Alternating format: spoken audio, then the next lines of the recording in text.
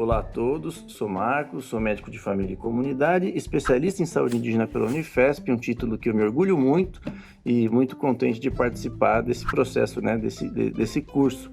Trabalho com saúde indígena há 12 anos, trabalhei com formação de agente indígena de saúde no Amapá, lá com os Wayampi, fiz supervisão do programa Mais Médicos de médicos brasileiros e cubanos no Pará, no Mato Grosso do Sul, e faz 3 anos que trabalho com os Pancararu, na equipe indígena Pancararu, na UBS Real Parque, né, uma equipe ligada à Prefeitura de São Paulo e não à CESAI.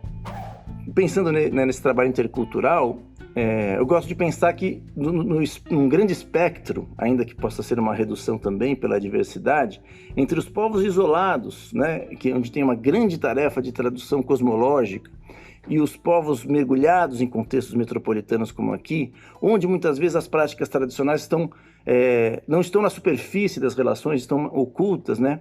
Eu acho que esse é um objeto interessante de dificuldade e a gente cuidar com o trabalhador de saúde nesse contexto que eu trabalho. Pensando nesse processo, nesse encontro, né, de chegar, vincular e confiar, como é que isso acontece, né? E aconteceu para a gente, que a gente pode refletir. A primeira coisa, a gente chegou com muito respeito, né? Lembrando dos passos que o professor Rinaldo fala e da posição de relação que a gente tem que se colocar, com muito respeito e sem pressa. Primeiro, se preocupando em dar conta da tarefa que nos foi atribuída, que é fazer um bom trabalho biomédico. É essa a expectativa de grande parte da população indígena. Durante muito tempo foi essa relação que a equipe teve, né, porque muito diversos profissionais que passaram, e até algumas pesquisas mostraram que, em alguns casos, com algum preconceito em relação às práticas tradicionais. Então, a gente chegou para dar conta e mostrar que a nossa preocupação é fazer bem feito uma expectativa que as pessoas tinham. E não ter pressa, né? Ter um interesse genuíno, ter uma curiosidade genuína, que não é uma curiosidade exótica e folclórica, né? Mas ter uma disposição para o conhecimento, mas sim atravessar e sim forçar esta questão e deixar que isso aparecesse espontaneamente. Isso foi importante, porque no começo as conversas eram evasivas, muitas vezes, né? Alguém falava, poxa, eu aparecia na consulta que tinha feito uma reza, aí a gente perguntava, mas quem rezou? E a pessoa, não, meu joelho está doendo, e desconversava, né? A própria tia Lídia, né, nossa rezadeira querida e AIS da equipe, que vai falar um pouco também no vídeo a seguir, muitas vezes a gente via que havia uma parte não dita, que podia ser por razões de entender qual era exatamente a nossa postura, e até porque também existem coisas que são mistérios e são segredos que também a gente não vai saber. E como é que se consolida essa confiança, então, né? O primeiro momento em que deu um salto grande, né, pensando agora numa dimensão, 2 dimensões, né, da confiança, uma do contexto em que a gente está envolvido e como isso influencia a confiança, e depois pensar um pouco mais nas questões interpessoais. Mas como que aconteceu a primeira vez que a gente sentiu uma grande abertura, por exemplo, de acesso às questões tradicionais, foi quando a gente afirmou reconhecimento da prática tradicional. A gente perguntou, tia Lídia, quantas horas você rezou essa semana? Para a gente botar como horas de trabalho. Nesse dia foi o dia que mais ela tinha falado até então em relação às coisas, né? Outras coisas que aconteceram foram a abertura que a UBS começou a ter para as práticas tradicionais. A equipe indígena está lá há bastante tempo, desde 2004. Então, em 15 anos, praticamente não tinha entrado na comunidade, dentro da unidade, as práticas tradicionais. Na verdade, nunca tinha. E aí a gente fez em 2017 um toante, um toré, né, um canto com uma dança tradicional, e depois os praiás, né, as indumentárias rituais, né, entraram na unidade para fazer um toré, e que repetiu em 2019, só não repetiu em 2020 por conta do contexto que a gente está vivendo da pandemia agora. Isso foi muito importante, porque uma coisa que é muito comum é a conversa desses povos, né, de longo tempo de contato e mergulhados dentro da metrópole. Não são mais índios, não são mais índios. Essa conversa, esse perigo de cair nesse risco preconceituoso de ficar atribuindo o que o outro é, o que o outro não é. E quando os rituais entraram na unidade, isso foi muito marcante, e as pessoas que, mesmo trabalhadores na unidade, que tinham um pouco essa visão, esse discurso, ficaram muito sensibilizados, mesmo porque, quando você vê a competência, a beleza, a profundidade, a força daquele canto, que arrepia, né? Que a gente chora, você fala, isso não vem de um dia para a noite, isso vem de um processo tanto estético quanto de uma força ativa nas relações, que você evidentemente fica sensibilizado a ponto de algumas pessoas passarem a pedir ajuda para a tia Lídia, para alguns cuidados pessoais, né? Pessoas não indígenas da unidade, né? Isso tudo foi muito importante. Um outro contexto que eu quero afirmar é que, ao longo desses anos, apesar da luta, da conquista pelas equipes de estratégia de saúde da família, por exemplo, né, que a conquista da estratégia, a primeira equipe foi indígena, e depois de alguns anos, a própria comunidade indígena lutou para ter mais uma equipe de estratégia de saúde da família para os não indígenas. Apesar de grande parte das conquistas de saúde da unidade tem a ver com a luta indígena, o fato de ter uma equipe específica criava uma sensação de privilégio que era muitas vezes acusada pela comunidade. Até porque a gente vivia um contexto de acesso ruim. Há 3 anos atrás, demorava 7 meses para marcar uma consulta. Hoje, demora uma semana. E grande parte desse processo foi uma luta que a equipe indígena se engajou de ter claro que a universalidade de acesso é para todos, é uma garantia constitucional.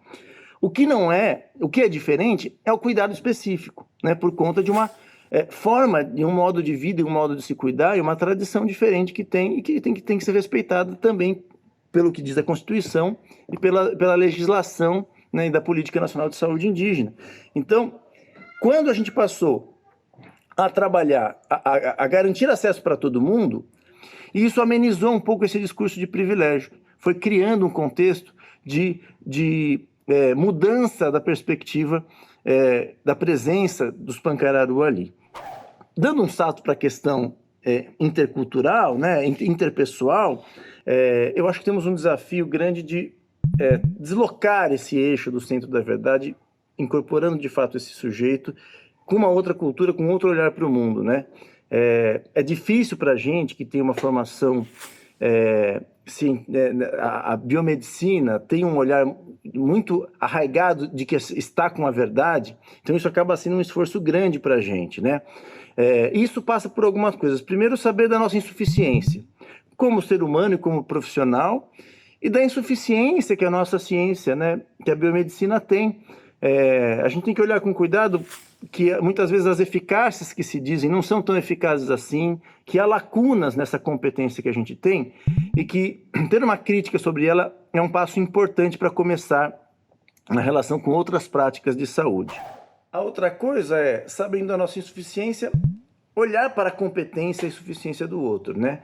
E isso, primeiro, né, não precisaria aqui falar da vasta experiência de eficácias das farmacoterapias tradicionais, né, das farmacopeias tradicionais dos povos brasileiros, né, dos povos originários brasileiros, e também das competências de atuar no que eu chamo aqui de contexto de enunciação do cuidado, né? Qualquer profissional de saúde sensível percebe o quanto o contexto da forma como a gente oferece o cuidado faz dar certo ou não dar certo o tratamento, sendo ele mesmo usando o mesmo remédio, né? Então tudo isso, todas essas competências que a gente consegue enxergar e trazer à tona. Uma coisa legal, a gente teve casos muito emblemáticos nesse processo, né?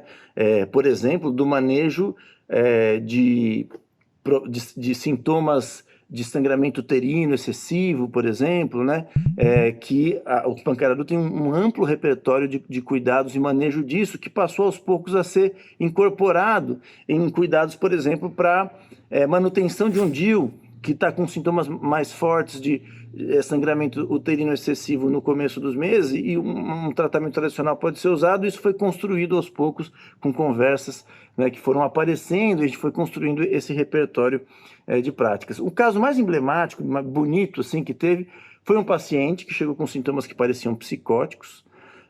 Eu, que não gosto muito de dar remédio psicotrópico, fiquei com vontade de dar. A psiquiatra acabou atendendo e, mais ainda, achou que tinha que dar, porque aparecia uma abertura de um caso de esquizofrenia, por exemplo. Só que não tinha sido isso que eles tinham pedido para a gente.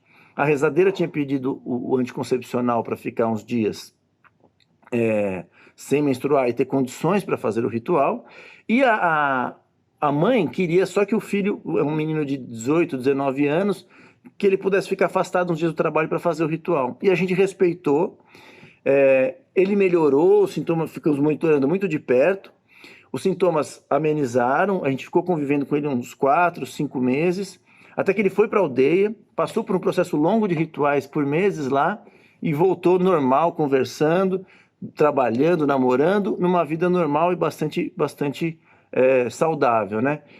E eu fiquei sabendo depois, conversando com a mãe, que ele estava fazendo iniciações para ser um curador espiritual, né?